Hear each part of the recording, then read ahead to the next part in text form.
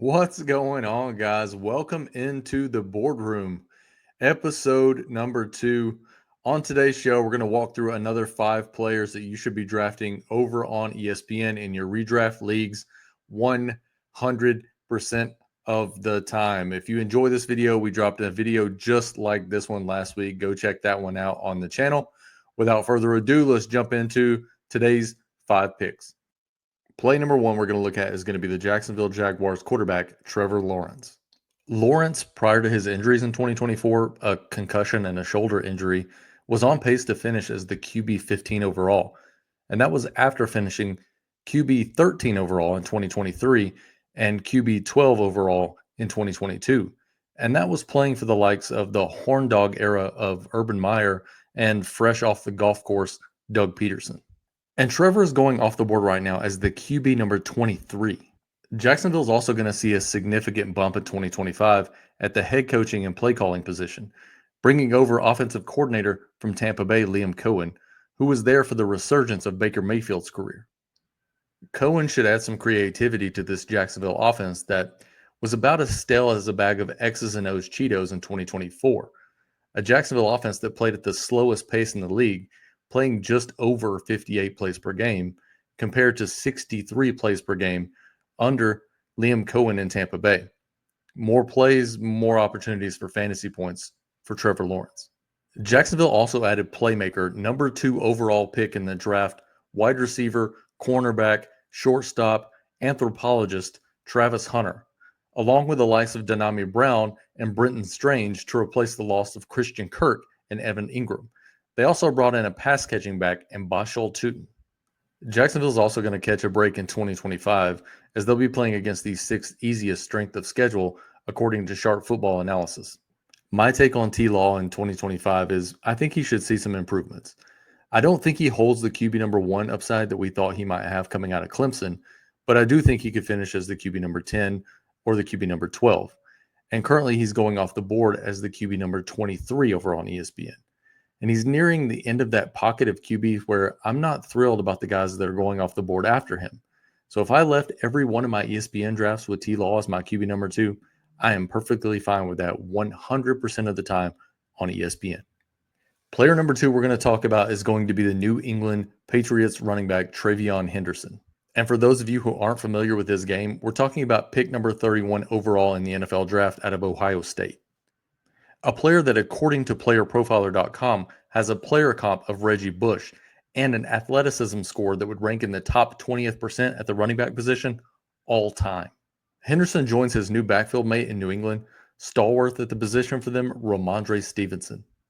Granted, Ramondre's not exactly a zero in the passing game, but from a pass-catching perspective, we're comparing apples to flux capacitors if we're comparing Ramondre to Trevon.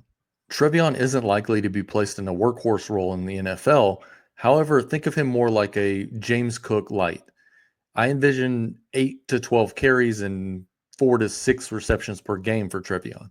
New England carries the 29th ranked PFF offensive line headed into 2025, which tends to be great for pass-catching running backs.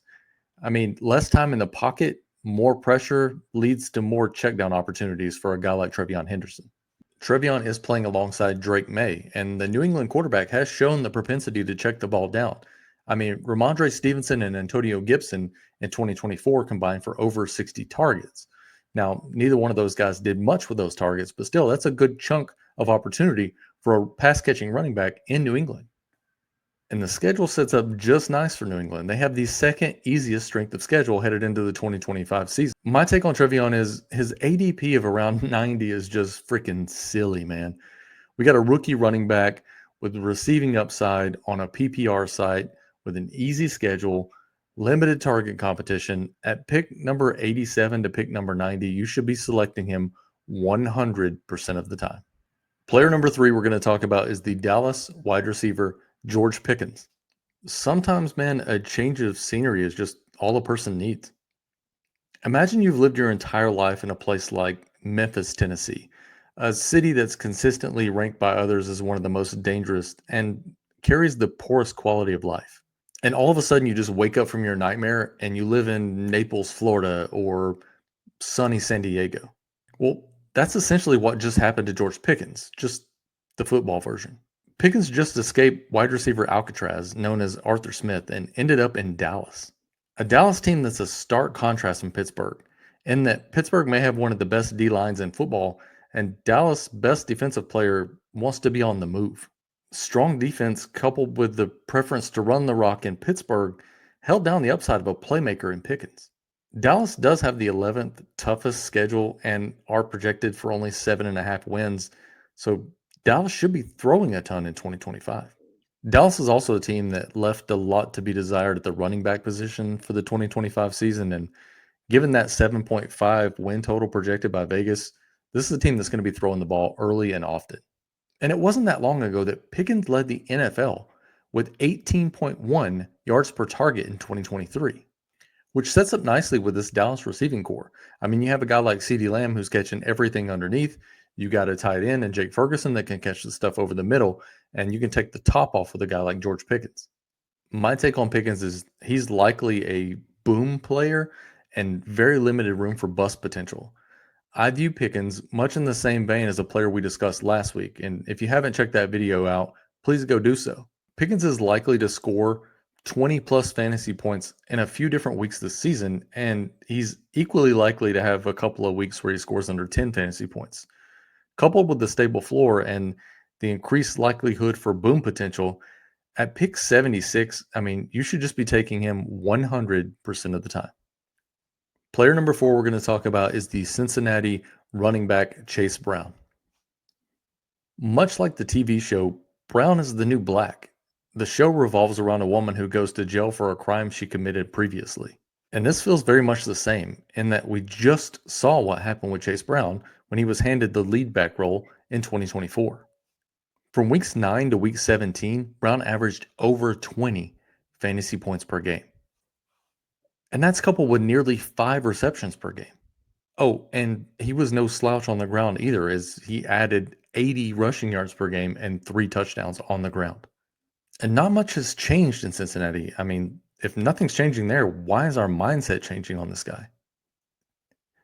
If you extrapolate out Brown's production that we just talked about over the entire year of 2024, not only would he have been the number 4 running back, he would have been the number 4 overall player.